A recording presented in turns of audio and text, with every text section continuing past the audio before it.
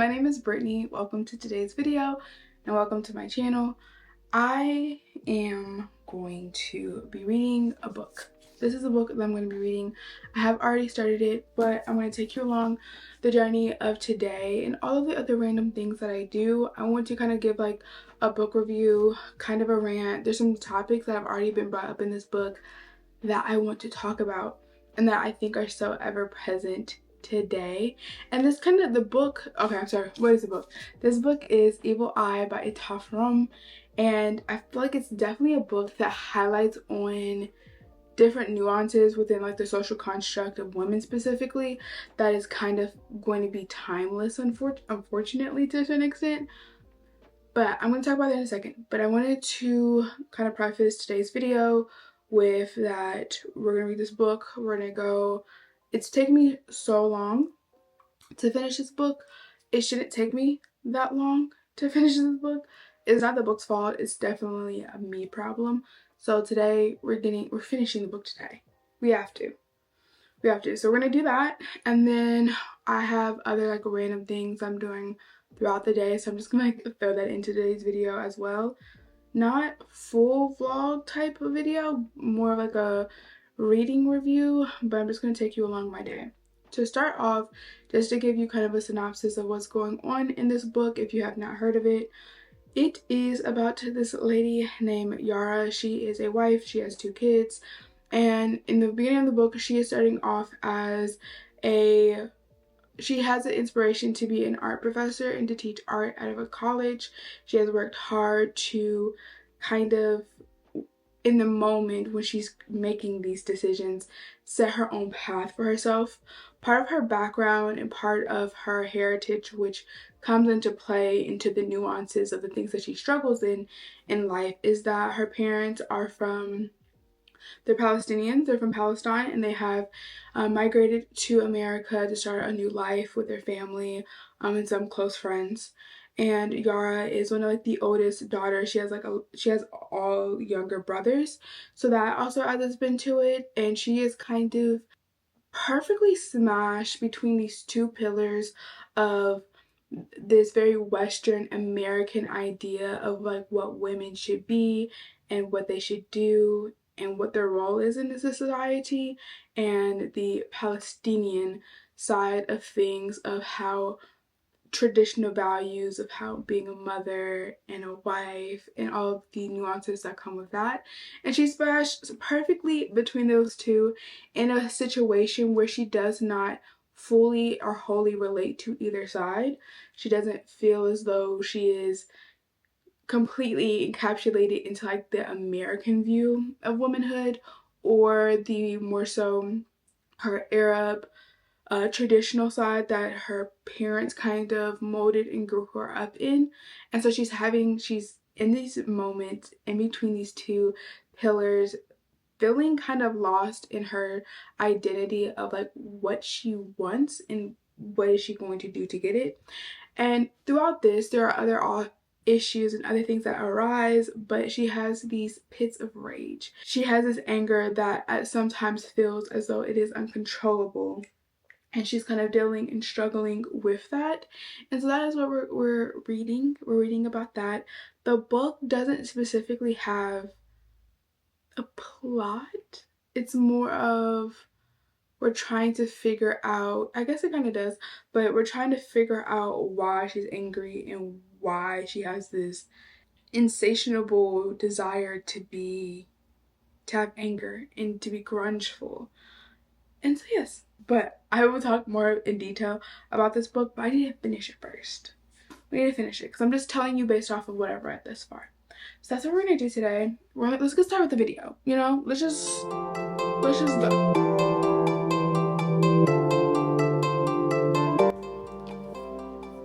So I said that she has fits of anger and fits of rage, and she's angry. And there's so many parts in this book where I'm just like, she's justified. Because I would be angry too. I would be so angry. I would be so angry. Anyway.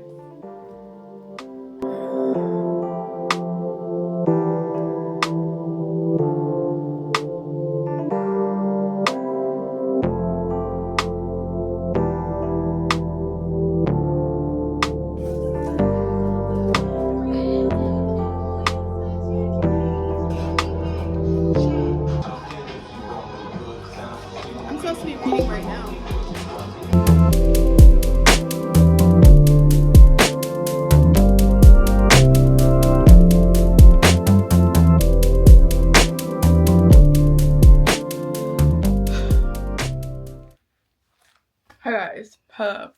It's been a few hours later, and I can tell you I'm not perfect at everything.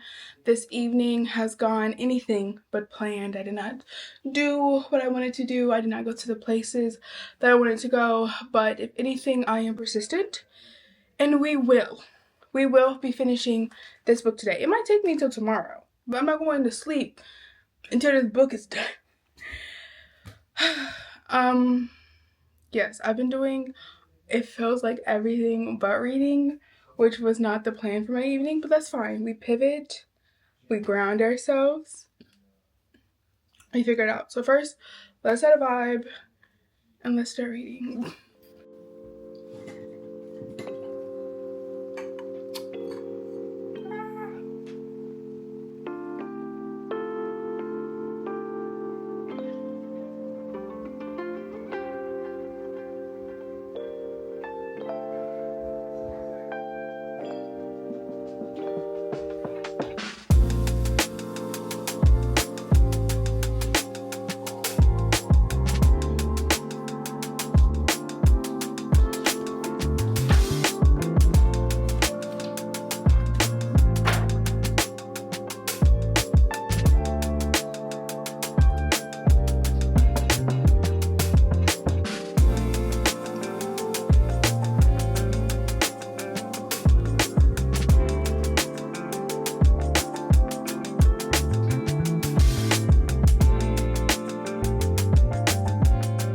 It is approximately 11:59. Don't hate me for the military time. And I have finished the book. I finished it. So technically, I finished it today with a minute to spare.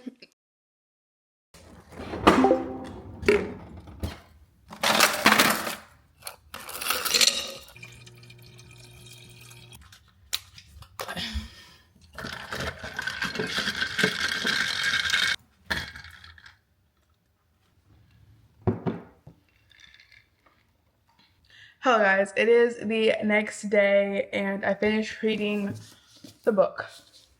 Be persistent. We finished right before the next day and I want to talk to you about this book. I really honestly want to spend majority of my time speaking about the themes that are discussed in this book and not necessarily specifically the plot summary. I feel like the best way to discuss and talk about this book is not based off of like chronological order of how we're getting information. The book is not in chronological order in terms of events that occur. It kind of is, we're going through Yara, who is the main character of her current reality, and then we're being taken back in time sporadically to explain certain nuances. So I'm going to talk about this book in 5 different categories. One, her childhood. Secondly, her marriage. The third thing will be her career.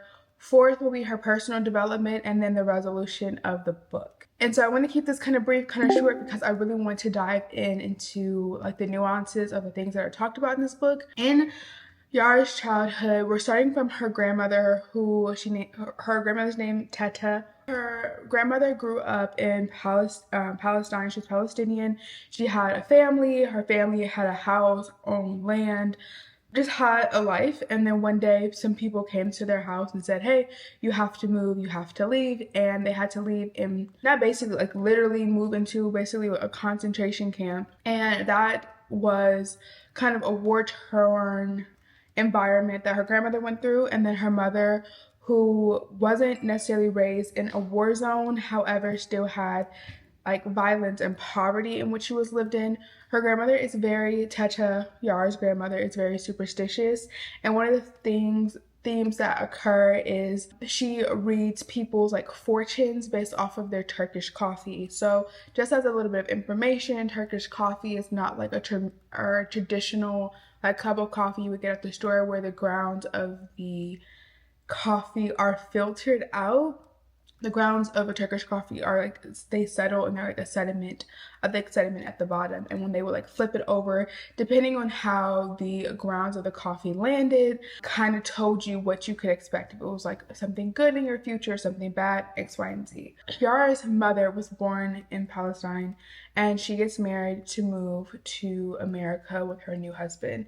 On her wedding day, Yara's grandmother does Yara's mother's like Turkish coffee reading and tells her like basically you're gonna have a hard time in your new life. And that she does. Yara's mother moves to America. She starts immediately having kids. So Yara is the oldest daughter, or like I believe she's the only daughter in the family, and the rest of her siblings are brothers or sons. One of the things of her mother is she wants to be a singer, and that's like her goal, her dream in life was to be a singer.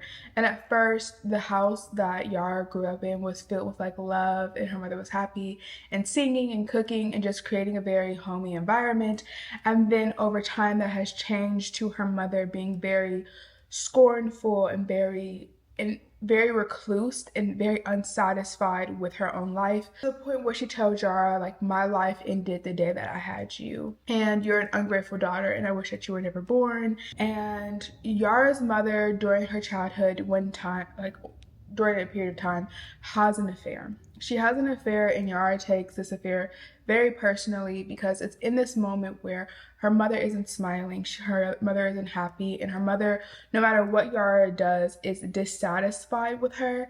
And her mother also believes that she is cursed. She goes to a fortune teller, and the fortune teller tells her like, you are cursed and there's nothing I can do about it. Her mother is just negative all the way through. However, she starts having this affair, and her mother's happy again. Her mother's happy and jovial, and it's this idea in Yara's mind as a child that how can my mother be so happy and jovial with this man who she's having an affair with, and being so dissatisfied with me when all I want to do is like love her and want that adoration back in return. Long story short, Yara blames herself for the fact that her father found out that her mother was having an affair, which it wasn't actually Yara who told.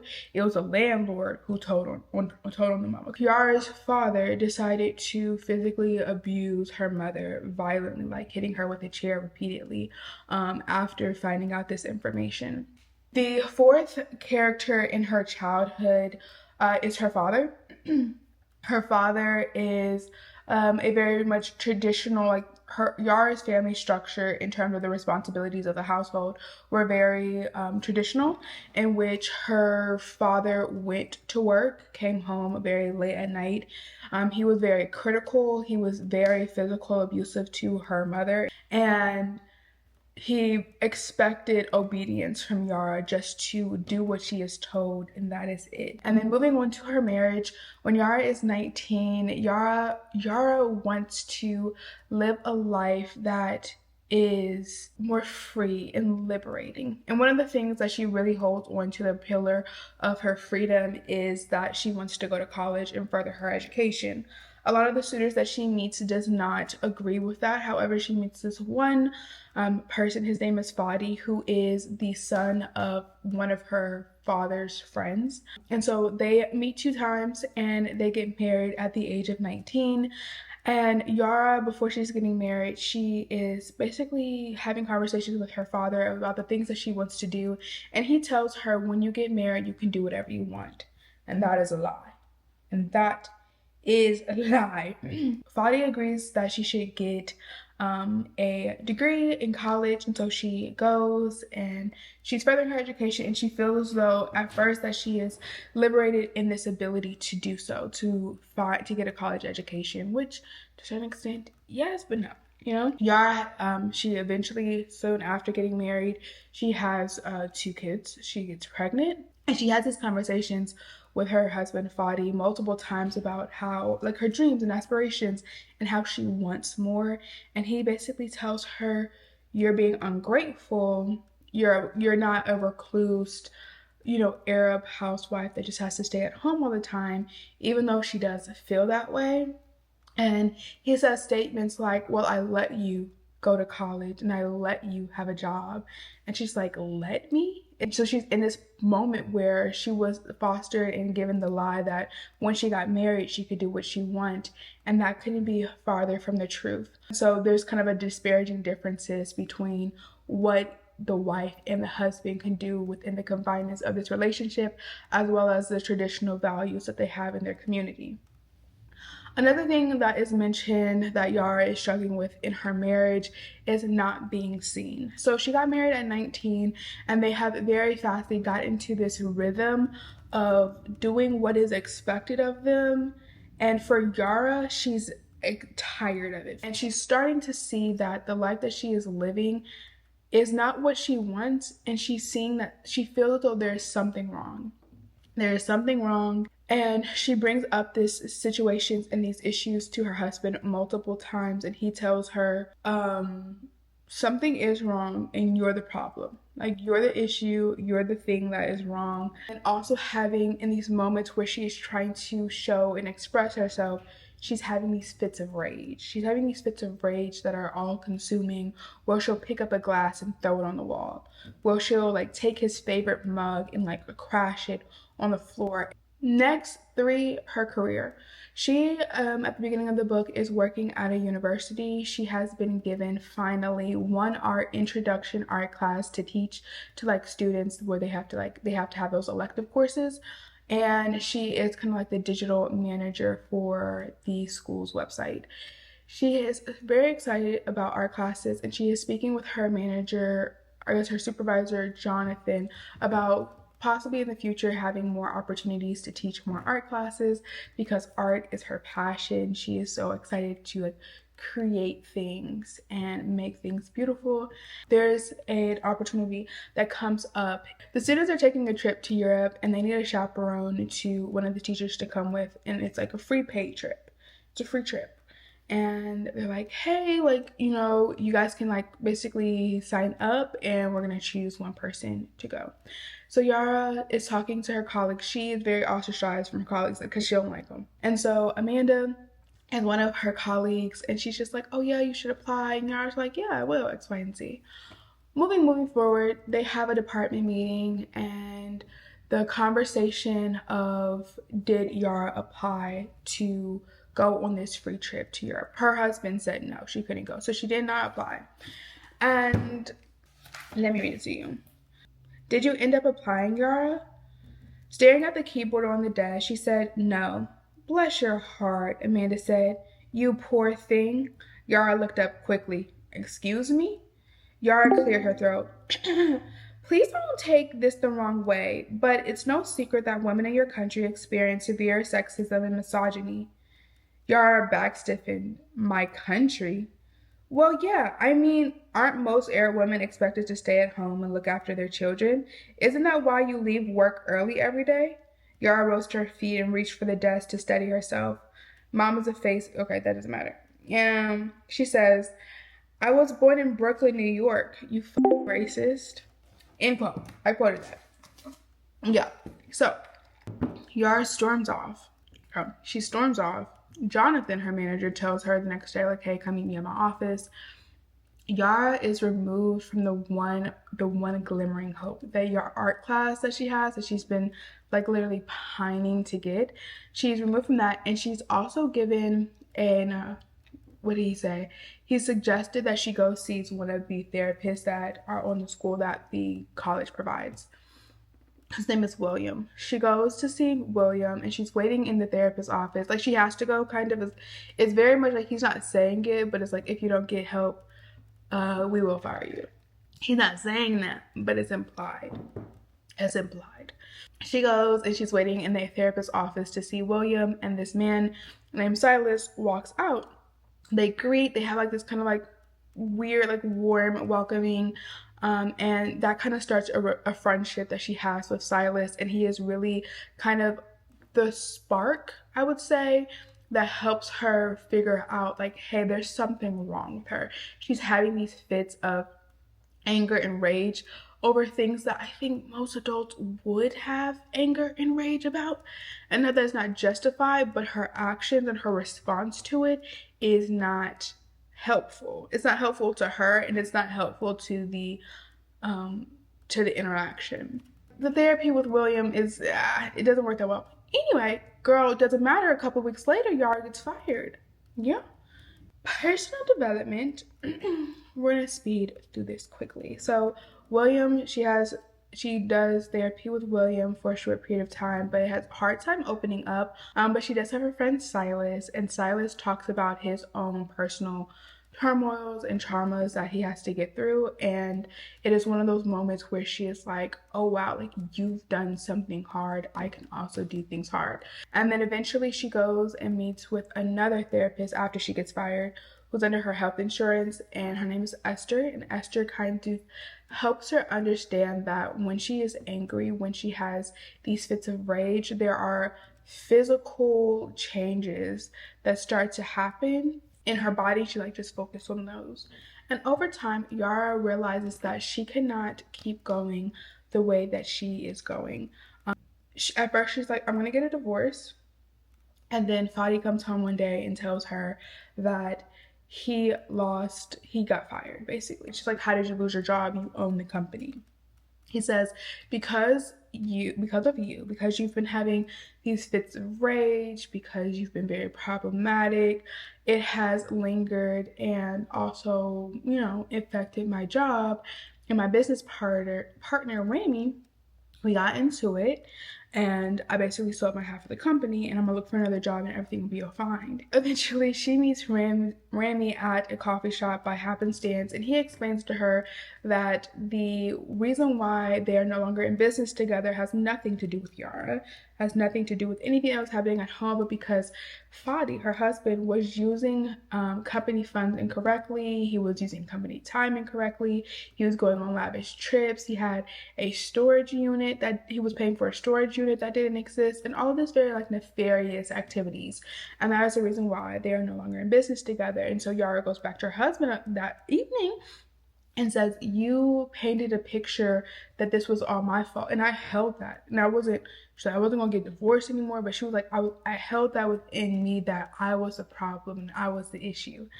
So she tells him that she's gonna get a divorce, and in the resolution, she gets a freelance job, she gets a new apartment. She and her husband, or her ex-husband now, Fadi, they split the custody of the children, like half time. And she's still working on herself in therapy. And she is now at almost, I'm assuming she's probably around like 30 at this time. At 30, finally having a life that is not based on the decisions or the limitations of a man. I don't think that was the point of the book, but that's what I got from it. She finally like lives a life that is freely hers and also freely her responsibility. I have some notes of the book that, not notes, there's just some topics that I want to talk about. There's about 7. I'm a note taker. The second thing I want to talk about that comes up in this book is the difference between, or I guess the line between, oh, you are privileged and you are ungrateful. It is ungrateful for you to want or ask for more, and wanting more. Like wanting more for, like, those two things can be in tandem with each other, but it's also like that midsection, and how people saying, oh, you're privileged, which she is, and you should be just grateful, is not really about her being grateful, but more about subduing her desire for more. Second. Third, every person, every character in this book was an imperfect victim. Every person. Yara is an imperfect victim. Like, yes, she had to deal and overcome, and she is a circumstance. She is a result of her circumstances and her environment. But at the end of the day, she still made certain decisions. She still acted in sometimes violent ways, and she is responsible for her actions. Same way with Yara's mother or her father. I don't know about her father. I'm not saying, I don't really see his victimhood that much, but there's probably some in there. And it's a book of imperfect victims, and it's imperfect victims when you come to the point of two things can be true at once, and when you're dealing with trauma of two things being true at once. Like, yes, Yara's mother was abused physically, emotionally. However, she also was an abuser as well. And when you have that cross section between those two things, like, how do you heal?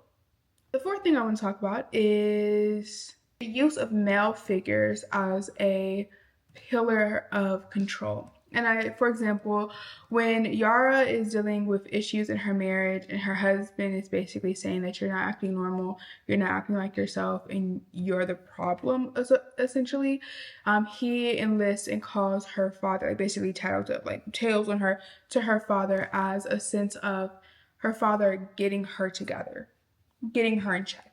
And it's one of those things where I feel as though it's so damaging and so hurtful, like in my opinion, because she has already expressed to her husband that she does not have a good relationship with her father, that their relationship and their dynamic does not come from a place of mutual genuineness or honesty or accountability or even love, in a way that she wants to receive it. And he still goes and enlists her father's, like, I guess, help to get her together. And I think that is so messed up. It's so messed up. I mean, I don't like that. I don't like it. I don't like it. I just think about it, like, if I was dating somebody and they called my father, kind of going back to my last point, and then we'll go to the second to last point. The thing of, there's so many things in Yara's life that are not her fault, right? Whether that's how she was raised as a childhood, the abuse that she saw, the construct of how women and men are viewed in society. However, unfortunately, it is her responsibility to heal from all of that. And the last thing I want to note and highlight, and I see that not, and the thing about the topics that are talked about in this book, right? I think on face value, when people don't look too deep, they're just like, oh yeah, these are traditional value problems. These are problems that happen when you are kind of confined into a traditional setting, a role of wife in, like wife and mother. Girl, I'm losing my mind. Wife and mother. However, there are nuances of this everywhere, like everywhere. And it's not just based off of region, class, ethnic group, any of that whatsoever. But the last thing that I want to talk about and discuss is the factor that the men in this book, majority of the men in this book, do not understand their own emotions to whatever, which leaves them incapable of having any empathy for anybody else's emotions. And that is shown through Yara's father, with him not being able to take accountability of the role that he played in the despicable acts that happened in his marriage, that happens with Fadi, and him, one, having this place where he struggles with the relationship with his father and he wants to be like consoled in that, where she's just like, I'm sorry you're going through this, I'm sorry that this is something that you have to deal with. But at the same time, when Yara comes to him and tells her like, hey, I'm in therapy and I think a lot of the issues that and the problems I'm having right now are because of things that happened in my past, in my childhood, he kind of just diminishes that, like, oh, you're being dramatic and everybody has a hard childhood, and kind of like suck it up nature. Overall, I would give this book like a 3.5 stars, very close to a 4. Like, I would give it like a 3.8 stars out of 5. It was very enjoyable. I would definitely recommend this book. It was a very quick read. The chapters are really short. It went by quickly. Yeah. So that's it. That is the video. Thank you guys for watching me and listening to me yap. Hopefully you enjoyed it. And guess what? I'll see you next time.